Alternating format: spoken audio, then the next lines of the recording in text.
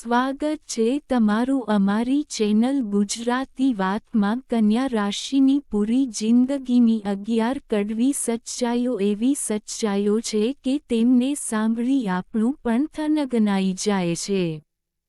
હા મિત્રો, કન્યા રાશિના જીવન સાથે સંકળાયેલા દરેક રહસ્યો આજે સાથે ઉકેલાઈ જશે, જે જાણવું તમારા માટે ખૂબ જ જરૂરી છે।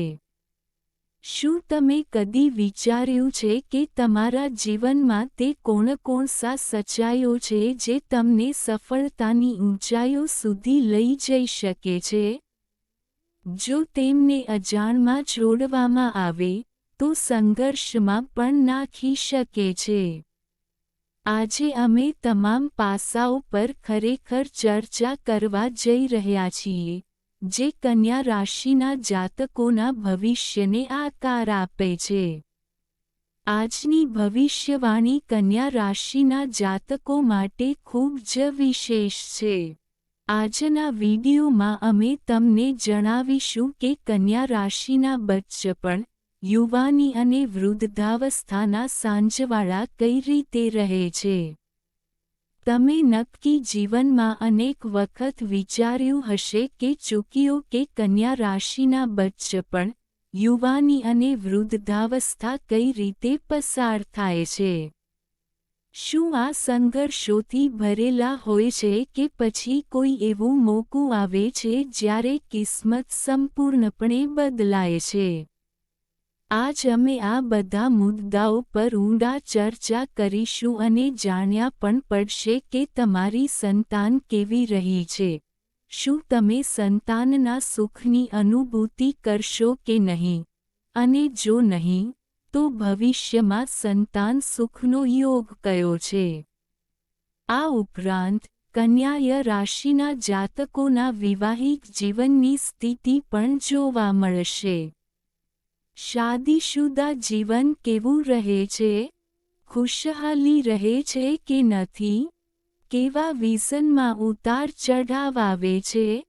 કઈ ઉંમરમાં લગ્ન માટે સારો સમય હોય છે? સૌથી મહત્વપૂર્ણ સવાલ એ છે કે કયા સમયે કન્યા રાશિના લોકોની કિસ્મત ફેરવે છે?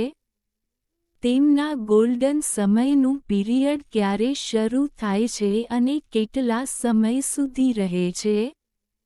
આ સમય તેમને વિશાળ સફળતા અને વૈભવ આપી શકે છે, પરંતુ આ સમયનો સારો લાભ કેવી રીતે ઉઠાવવો તે પણ જાણવું જરૂરી છે। તો ચાલો મિત્રો, આ તમામ મહત્વની વાતોના જવાબ માટે આગળ વધીએ।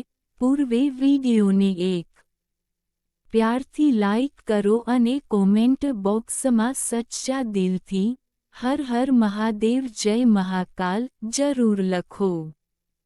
મહાદેવનો આશીર્વાદ સર્વે પર રહે। મિત્રો, જો તમે ચેનલ પર નવા છો, તો ચેનલને જરૂર સબસ્ક્રાઇબ કરો। આ આખું કાર્યક્રમ જન્મ રાશિ અને ચંદ્ર રાશિ પર આધારિત છે, એટલે ધ્યાનથી સાંભળો, કારણ કે આ માહિતી તમારી માટે અમૂલ્ય સાબિત થઈ શકે છે। કન્યા રાશિ 12 રાશિઓમાં છઠ્ઠા સ્થાને આવે છે અને આ પર બુધ ગ્રહનો અધિકાર હોય છે, એટલે જ આ રાશિના જાતકોમાં બુદ્ધિમત્તા, ઊંડી વિચારો અને વિશ્લેષણ કરવાની ક્ષમતાનો જન્મજાત ગુણ હોય છે। જ્યોતિષશાસ્ત્ર। હવે મને ખબર છે કે ઇનાનો બાળપણ, યુવાની અને વૃદ્ધાપણું કેવું હોય છે। મિત્રો, કન્યા રાશિ એ એવી એક રાશિ છે જેના સાથે સૌનું બાંધવું બની જાય છે। કન્યા રાશિના બાળપણ વિશે વાત કરીએ તો, આ બાળકાઓ બીજા બાળકોમાંથી અલગ દૃષ્ટિએ નજરે પડે છે। જ્યાં કેટલાક બાળકો ખૂબ જ જેદી, ચંચળ અને શરારતી હોય છે, ત્યાં કન્યા રાશિના લોકો સામાન્યતઃ સહજ, શાંત અને સમજદાર માનવામાં આવે છે। તેમની વિચારોની ક્ષમતા પોતાના વર્ષની જુરાત કરતાં વહેલી જ થતી હોય છે. જો તમે ક્યારેય ધ્યાન આપ્યું હશે તો જોયું હશે કે કન્યા રાશિના બાળકો બાળપણથી જ નિર્દોષતા ભરેલા હોય છે, પરંતુ તેમના અંદરમાં એક અલગ પ્રકારની ગંભીરતા પણ જોવા મળે છે. તેમનો સ્વભાવ મણલાસર છે. હવે છે, પરંતુ આવતા મિજાજથી દરેક સાથે ઝડપથી મળતા નથી. તેઓ મિત્રો બનાવે છે, પરંતુ સમજણપૂર્વક. કેટલાક બાળકો છે જે જોતે જોતે સમાવે છે, પરંતુ કન્યા રાશિના જાતકો તેમના વિસ્તારોમાં રહીને બધાને અજમાવીને જ આગળ વધે છે.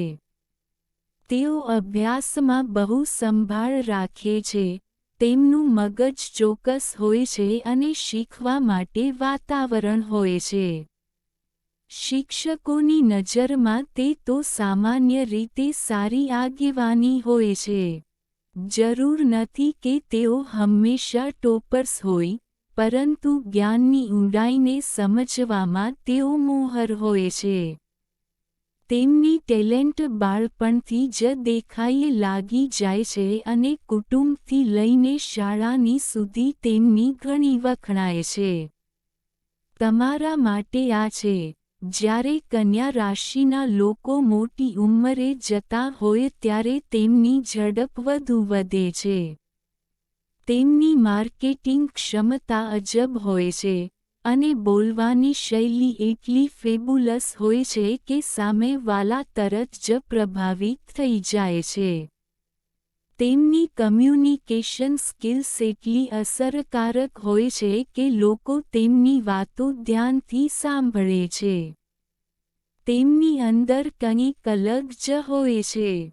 આત્મવિશ્વાસ હોય છે જે તેમને દરેક પરિસ્થિતિમાં આગળ વધવાની શક્તિ આપે છે, પરંતુ કન્યા રાશિવાળા બિનજરૂરી ગુસ્સો કરતા નથી અને નાગરિક ચર્ચા વિચારણામાં જોતા નથી.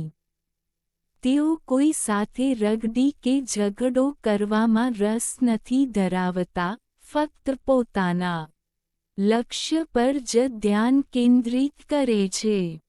તેમને ખબર છે કે સાચી જીત મહેનત કરવામાં જ મળે છે. તેમના માટે કર્મ સૌથી મોટું ધર્મ હોય છે.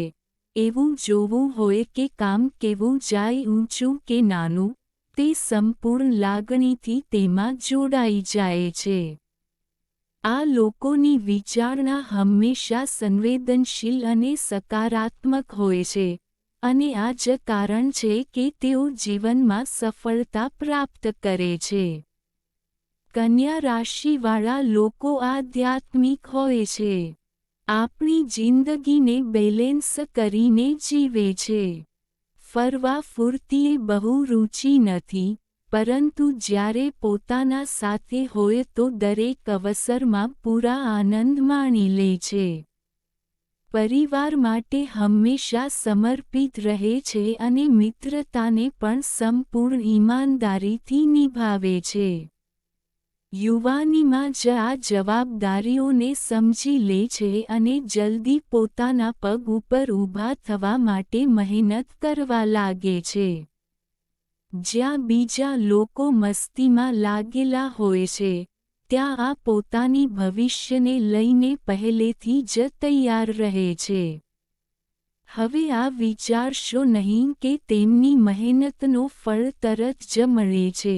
નહીં, કન્યાના રાશિવાળા માટે બધું ક્યારેક થોડું નીકળી જાય છે, પરંતુ જ્યારે મળે છે, ત્યારે વધારે જ સુંદર રીતે મળે છે. 24, 25, 26, 20 વર્ષ પછી આવીને તેમની કિસ્મત ફેરવી જવા લાગે છે. ધીમે ધીમે એક એક કરીને તેમના સપના સાકાર થવા લાગે છે. સંઘર્ષ જેટલું મોટું હોય છે, સફળતા તેટલી જ શાનદાર હોય છે, અને કન્યા રાશિના લોકો આ વાત સારી રીતે જાણે છે, કેમ કે તેઓ ફક્ત સ્વપ્ન જોવામાં વિશ્વાસ નથી રાખતા, પરંતુ તે સાકાર કરવાની હક પણ રાખે છે. હવે જો કન્યા રાશિના બૌઢાપાના વિશે વાત કરીએ, તો સમજી તો કે આ ઉંમર વધી જાય તે છતાં તેઓ પોતાના રૂતબા અને ઠાઠ બફટમાંથી કોઈ સમજોજો નથી કરતા. જેમ જેમ ઉંમર વધે છે, તેમ તેમ આ લોકનો સ્વભાવ વધુ જીનિયસ થાય છે, તેમની બોધકોષની તેજીને પણ બેહદ વધારવું છે. બિંદુના સ્વામી હોવા છતાં આ કન્યા રાશિના લોકો ખર્ચાળ અને બહુ મામલાદાર છે. વડીલાવસ્થામાં પણ આ લોકો સમાજ માટે માર્ગદર્શક બની રહે છે અને લોકોની સલાહ લેવું અપનાવે છે. તેમની બાતો શીખવા લાયક હોય છે. આ તેઓ જ હોય છે જેઓ સમાજમાં સન્માન જાળવે છે કેમ કે તેઓ અયોગ્ય નથી પરંતુ જ્ઞાનોની પૂર્તિ કરી રહ્યા હોય છે. હવે જો કોઈ એવું વિચારે છે કે વડીલાવસ્થામાં આ લોકો થાકી જઈને ખાલી બેઠા રહેશે, તો આ એકદમ જ્ઞાન તરફ છે.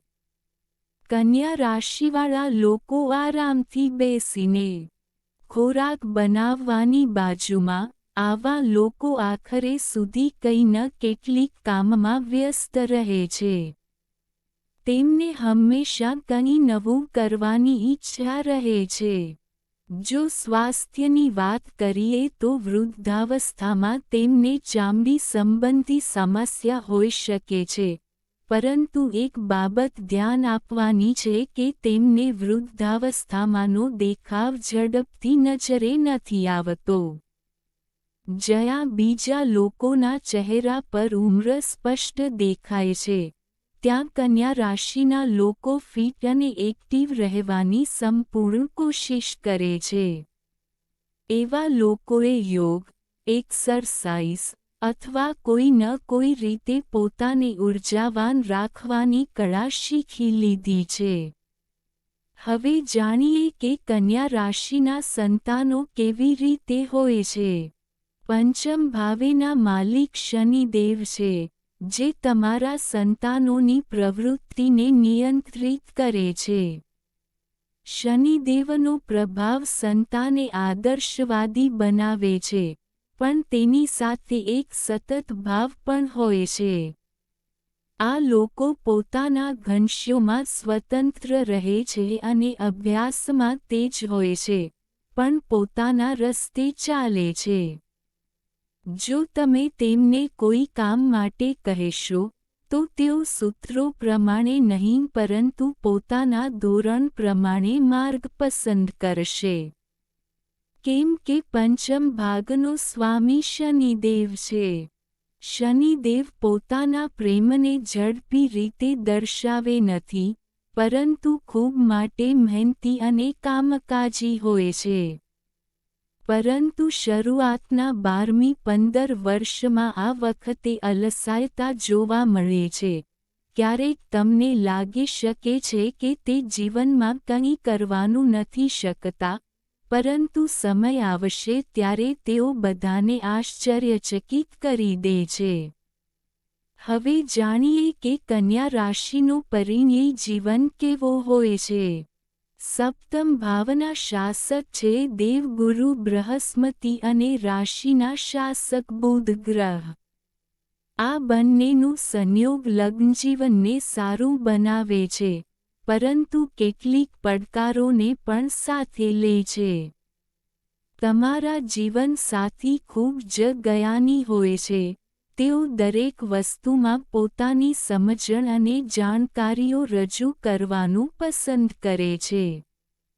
તેઓ મલ્ટી ટેલેન્ટેડ હોય છે અને દરેક પરિસ્થિતિને સંભાળવાનો કૌશલ્ય ધરાવે છે. રખતા તો હોય છીએ, પરંતુ તમે કેટલાય બુદ્ધિશાળી કેમ ન હો, તમારા જીવનસાથીની સામે ક્યારેક તમે ઓછા મજબૂત અનુભવવા લાગી શકો છો, કારણ કે સાતમ ભાવનો માલિક બૃહસ્પતિ છે, જેના વિશે જ્ઞાન, ધર્મ અને આધ્યાત્મિકતાનો પ્રતીક માનવામાં આવે છે. તમારા જીવનસાથીનું આત્માની સાથેનું જોડાણ ઊંડું હોય છે, તેઓ તેમના માતા-પિતા પ્રત્યે ખૂબ માનવાળું રાખવાવાળા અને જિદ્દી સ્વભાવના હોય છે, પરંતુ તેમની જિદ્દ ચોક્કસ તેમના મૂલ્યો અને સિદ્ધાંતિ પર આકારવામાં આવે છે. તેઓ તેમની વાતો અને ઘંશોમાં દ્રઢ વિશ્વાસ રાખે છે. હવે જો લગ્નજીવનની વાત કરીએ, તો તે સારું રહે છે, પરંતુ કંઈક બહસ અને તર્ક વિતર્ક ક્યારેક જોવા મળે છે. ખુદ ચર્ચા એટલી ઊંચી થઈ જાય છે કે મનમુટાવની પરિસ્થિતિ સર્જાઈ શકે છે, ખાસ કરીને પરિવાર અને સંતાન સંબંધિત બાબતોમાં મતભેદ ઊભા થઈ શકે છે. પરંતુ જો આ ચર્ચાઓને યોગ્ય રીતે સંભાળી લઈએ તો કન્યાના રાશિના જાતકોનું દાંપત્ય જીવન સુખદ અને સ્થિર રહે છે. હવે અમે જોઈશું કે કન્યાના રાશિના જીવનમાં ગોલ્ડન સમય અને ટર્નિંગ પોઈન્ટ ક્યારે આવે છે. એક વાત ધ્યાનપૂર્વક સાંભળજો. 21 વર્ષ પછી અને 29 વર્ષ પહેલાં તમારી જિંદગીમાં મોટી બદલાવ આવી શકે છે. આ આવો બદલાવ ફક્ત પૈસા સંબંધિત જ નથી હોતો, પણ નવી ઓળખ, નવો મકામ, એક નવી સંભાવના અને એક નવી માર્ગ તમને 21 બાદથી મળી જાય છે. તમારી અંદર આત્મવિશ્વાસ અને પ્રતિભાના ઉત્પાત શરૂ થાય છે. તમે ઝડપથી આગળ વધો છો. તમે જાતને આરતા છો અને દુનિયાને બતાવો છો કે તમે શું કરીતા છો. 21મી 29ના વચ્ચે તમારા જીવનમાં કોઈને કોઈ મોટું ટર્નિંગ પોઈન્ટ જરૂરમાં આવે છે, કે તો કમા કે પછી કોઈ મોટા અવસર પર. આ સમય હોય છે જ્યારે તમારી મહેનતનું ફળ દેખાવા શરૂ થાય છે. ગોલ્ડન ટાઈમ પીરિયડનો અર્થ માત્ર પૈસો નથી, પરંતુ સંતોષ પણ છે. આપના જીવનમાં પણ શું આવી વખતે આવી છે? કોઈ મોટો ફેરફાર આવ્યો છે? તમને પણ ટર્નિંગ પોઈન્ટ લાગ્યું? તમારા અનુભવો શેર કરો અને અમારી સાથે જોડાઈ રહો. જો વિડિયો પસંદ આવ્યું હોય તો કોમેન્ટ બોક્સમાં અમને જરૂર જણાવો. અમારી ચેનલ ગુજરાતી વાત